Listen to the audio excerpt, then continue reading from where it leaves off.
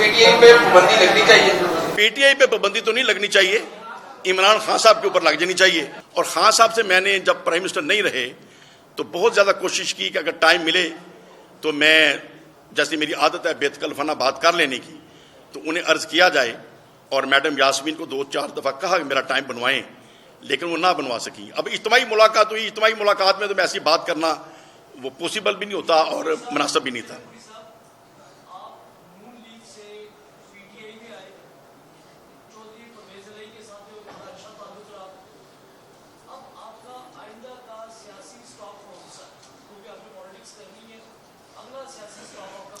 देखें, मेरा स्टॉप है पाकिस्तान और वही स्टॉप है। मैं अर्ज करता हूं, मेरी जो ओपिनियन है आज से नहीं है। मैं सबसे पहले इस बात का कायल हूं कि हमें अपने ईमान की फिक्र करनी चाहिए, उसके बाद पाकिस्तान की फिक्र करनी चाहिए। ये जो सियासी पार्टियां हैं जस्ट एक अरेंजमेंट है कि हम किस तरीके से मुल्क की खिदमत कर सकते हैं, किस ग्रुप के साथ कर सकते हैं। पार्टी का जो नशा है ना, मैं इसके खिलाफ हूं आज से नहीं, शुरू से ही, कि जी मैं तो चूंकि मुस्लिम लीग में हूं, मैंने मुस्लिम लीग ही रहना है। मैं चूंकि तरीके इंसाफ में ही रहना है। भाई अगर मेरा पार्टी लीडर जिसे मैं मोहब्बत कर रहा हूं सुबह वो कोई ऐसा नेशनल इंटरेस्ट के खिलाफ काम करता है, तो जैसे खाम साहब कहते हैं हम कोई गुलाम है, तो हम कोई गुलाम है किसी लीडर के? हम लीडर से मोहब्बत करते हैं असूल के ऊपर। अगर लीडर असूल छोड़ देगा हम कोई पाबंद नहीं है।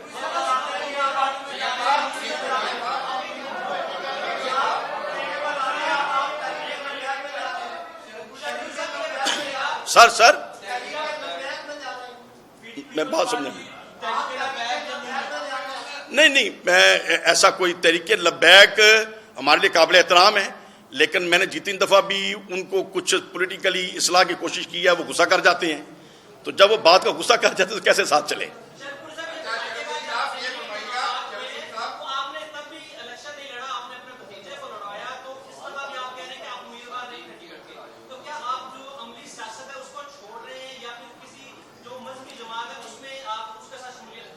नहीं, देखें, पहली बात तो यह है कि मेरा प्लान था कि नेशनल असेंबली का इलेक्शन होएगा तो मैं हिस्सा लूँगा, लेकिन दूसरी बात यह है कि इसके ऊपर कोई मेरी जिद भी नहीं है। मैं बिल्कुल इसके मामले में फ्लेक्सिबिलिटी है कि अगर कोई और अच्छा कैंडिडेट आए तो मैं उसको सपोर्ट कर सकता हूँ, और अगर मुझे जिम्मेदारी दी जाए अपने इलाके की तरफ से तो मुझे कोई झिझक भी नहीं है। और इलेक्शन लड़ना हजूर शेर रबानी रहमतुल्लाह अलैह के सदके मेरे लिए अपने इलाके में कोई मुश्किल नहीं है।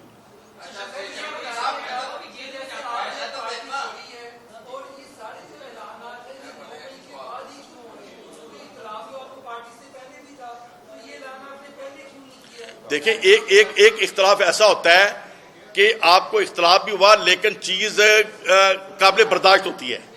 एक चीज़ ऐसी होती है कि आप एतराज़ कर रहे हैं लेकिन वो ऐसी बात नहीं, कोई पॉइंट ऑफ नो रिटर्न नहीं होता। अब 9 मई का जो वाक़या हो गया जब पाक अफवाज को हरफ तनकीद बना दिया गया और उसके बदले में हमारे कई माओं के बच्चे शहीद हो गए और बेशुमार बच्चों के जो माएँ जो है वो बेचारी मतलब अब दीवानों की तरह फिर रही हैं, तो इसका रिस्पॉन्सिबल कौन है? मैं समझता हूं इसका रिस्पॉन्सिबल इमरान खान साहब है और बिल्कुल इसकी जिम्मेदारी इमरान खान साहब के ऊपर है। ये नहीं कि उन्होंने मनसूबाबंदी उन्होंने की है, लेकिन उनका गलत बयानिया इसका बायस बना कि कौम को इंतशार की तरफ ले गए और आज हम परेशान बैठे हैं। आपने 2 बातें की हैं, एक सियासी जमातों से आपका इस्तेमाल पूछ चुका है, क्या आइंदा इलेक्शन गैर जमाती बुनियादों पे होना चाहिए? और दूसरा ये, अगर पीटीआई पे जिम्मेदारी आप डाल रहे हैं तो पीटीआई पे पाबंदी लगनी चाहिए? पीटीआई पे पाबंदी तो नहीं लगनी चाहिए, इमरान खान साहब के ऊपर लग जानी चाहिए। और दूसरे नंबर पे ये है कि अगर इलेक्शन की आपने बात की है तो मैंने इलेक्शन कमिश्नर को भी ये फार्मूला लिखकर भेजा था और खान साहब की खिदमत में भी दिया था कि अगर इलेक्शन का हमने अमेंड ना किया रूल्स तो हम पाकिस्तान की जमहूरियत को मजबूत नहीं कर सकेंगे। और मैं जो समझता हूं सिर्फ टैक्स पेयर का वोट होना चाहिए, हर एक को वोट डालने का हक नहीं होना चाहिए। जो मुल्क को देता कुछ नहीं उससे क्यों पूछे कि तुम्हारा वजीर आज़म कौन बने और तुम्हारा एमएनए कौन बने? जो कमाता है और टैक्स देता है, जो टैक्स चोरी करता है और कहता है मैंने कमाया कुछ नहीं, इसका मतलब तू तो नालायक आदमी है। जो तुम अपने लिए नहीं कमा सके तुम मुल्क के लिए कौन सा अच्छा मशवरा दोगे? सिर्फ जो टैक्स देते हैं, एक पकौड़े बेचता है और कहते हैं मैं शाम को 500 के पकौड़े बेचे, ये 5 रुपया गवर्नमेंट का टैक्स बनता है, इसका मतलब जिम्मेदार आदमी है। लेकिन एक बंदा सोने की दुकान करता है, गवर्नमेंट को देता कुछ नहीं, एक बंदा करोड़ों का काम करता है, देता कुछ नहीं, इसका मतलब बेकार आदमी है। उसे वोट क्यों ले? उससे क्यों पूछे तुम्हारा वजीर आजम कौन है?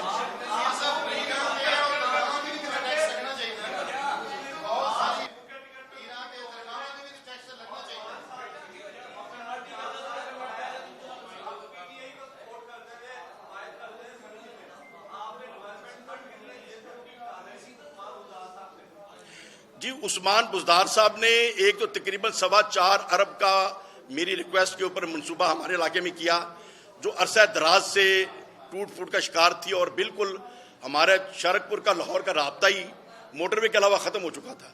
और वो तो उन्होंने इतनी बड़ी मेहरबानी की कि पूरा इलाका खुश है। और इसके अलावा भी करोड़ों रुपया उस इलाके में उन्होंने डेवलपमेंट के लिए दिए, जिससे बेशुमार सड़कें और बेशुमार इलाकों की इस्लाहात हुई। तो वो मैं उस्मान बुजदार साहब का शुक्रगुजार हूँ जो उन्होंने इलाके की तरफ तवज्जो दी हमारी रिक्वेस्ट पे और हमारे इलाके की बेहतरी का बायस बनी।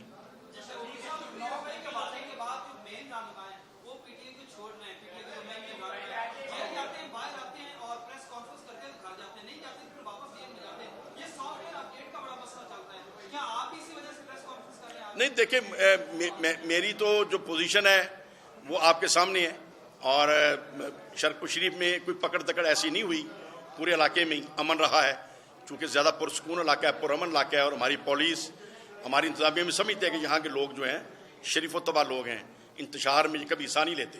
मैं तो जब तहरीक इंसाफ में था और खान साहब ने 90 दिन का धरना दिया, टेबल के ऊपर वाहद मैं था जिसने मुखालफत की। मैंने कहा आपका मुतालबा ठीक है, धरने के मैं हक में नहीं हूँ। तहरीक लबैक ने धरने दिए, मेरी उनसे मोहब्बत थी, उनका मुतालबा ठीक था, मैं धरनों के खिलाफ था।